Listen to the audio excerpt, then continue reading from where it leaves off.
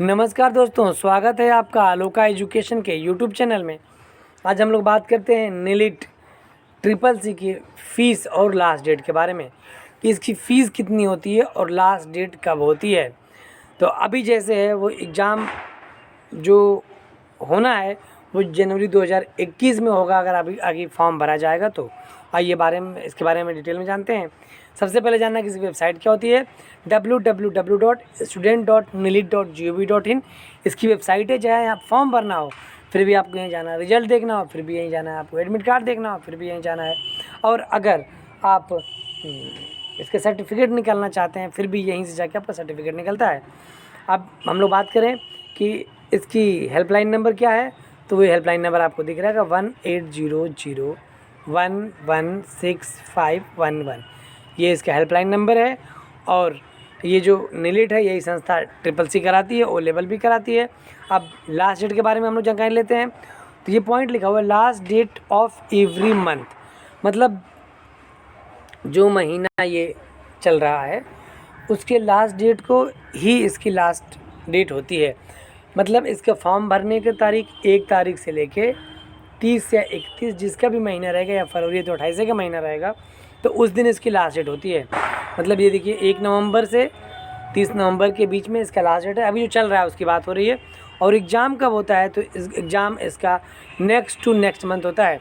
मतलब नेक्स्ट का मतलब एक बार नेक्स्ट लगाया तो ये नवंबर चला दिसंबर हो गया, एक और नेक्स्ट लगा दिया तो जनवरी हो गया। मतलब एक महीने छोड़ के अगले महीने में हो जाता है एग्ज़ाम, ये कह सकते हैं। ये कह सकते हैं कि जब फॉर्म भरते हैं तो इस महीने को इंक्लूड करके तीसरे महीने में हो जाता है, या ये कहें कि जो फॉर्म भरते हैं उस महीने को छोड़ के दूसरे महीने में हो जाता है एग्ज़ाम, या ये कहें कि अभी फॉर्म भर लीजिए तो एक महीने छोड़ के अगले महीने में एग्ज़ाम होता है। तो आप जो भी कहना चाहें, एग्ज़ाम ऐसे ही होता है जैसे आपने नवंबर में फॉर्म भरा है, इसका जनवरी में एग्ज़ाम हो जाना है, दिसंबर में फॉर्म भरा तो फरवरी में एग्ज़ाम हो जाना है। तो ये इसका क्राइटेरिया है एग्ज़ामिनेशन का।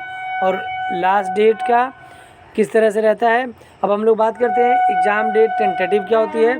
तो सैटरडे जो started from first Saturday of every month, मतलब एग्ज़ाम जो इसका टेंटेटिव होता है वो एवरी मंथ के हर महीने एग्ज़ाम होता है ट्रिपल सी का, और पहले सैटरडे से शुरुआत हो जाती है ट्रिपल सी एग्ज़ामिनेशन में। कभी कभी ऐसा होता है कि ट्रिपल सी का एग्ज़ाम पहले सैटरडे से नहीं होता है। कब, किस दिशा में, या तो कोई फेस्टिवल हो, कोई त्यौहार हो तब नहीं होता है, या कोई छुट्टी ऐसी पड़ जाती है तब नहीं होता है, या कोई टेक्निकल इशू हो तब एग्ज़ाम नहीं होता है, और या कोई अदर एग्ज़ाम्स अगर पड़ जाते हैं उसी समय तो ये रहता है कि चलो भाई छोड़। जैसे मान लीजिए 3 तारीख को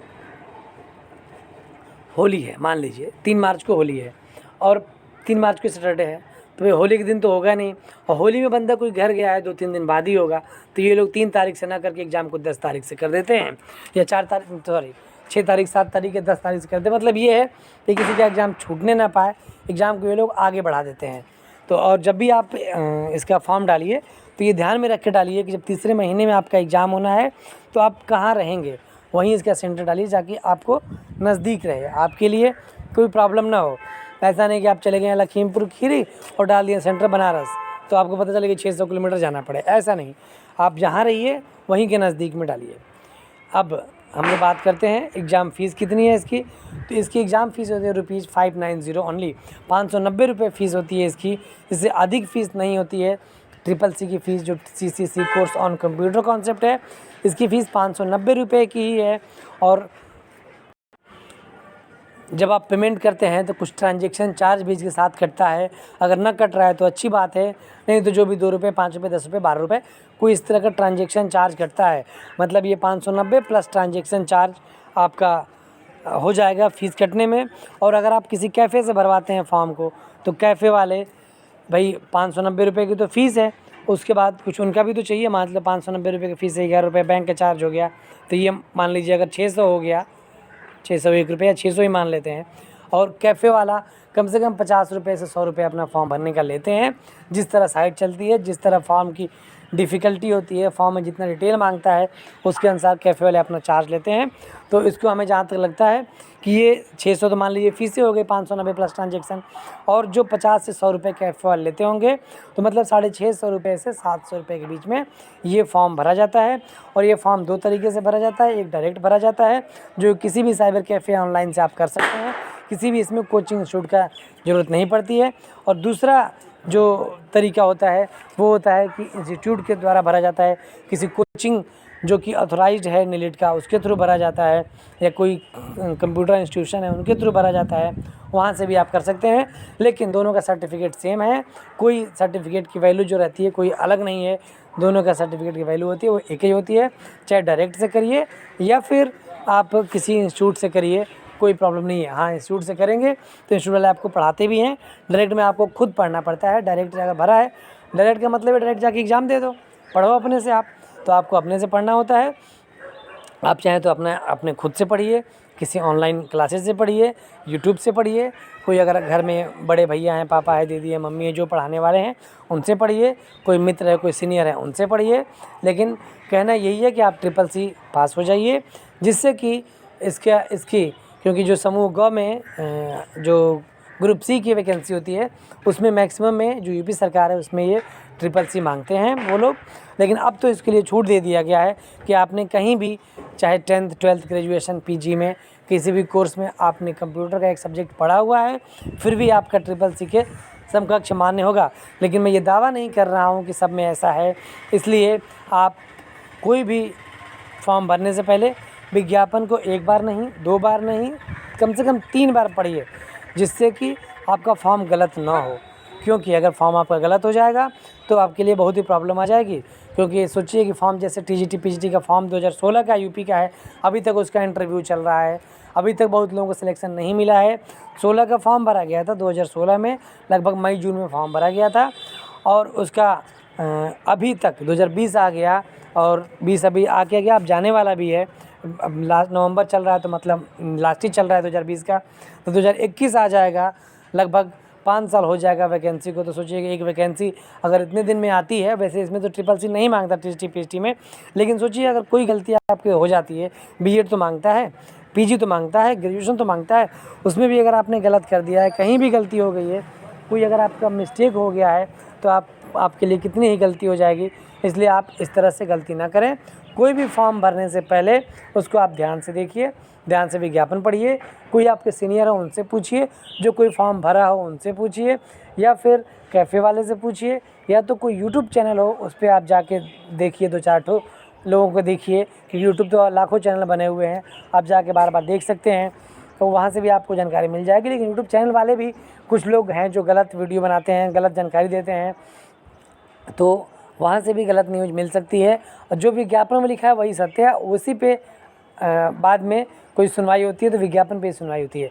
जो भी आप यूट्यूब देखेंगे इसमें भी जो भी बनाया गया, मान लीजिए हमने ही बताया ये चीज़, अगर हमने इसमें कुछ गलत बता दिया है तो इसकी कोई सुनवाई नहीं होती है, केवल जो विज्ञापन में लिखा रहता है उसी की सुनवाई होती है।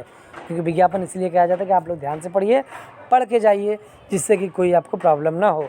और हमारे यूट्यूब चैनल पे ये जो CCC है इसके 100 क्वेश्चन के कई वीडियो बने हुए हैं, उस पर आप देख लीजिए।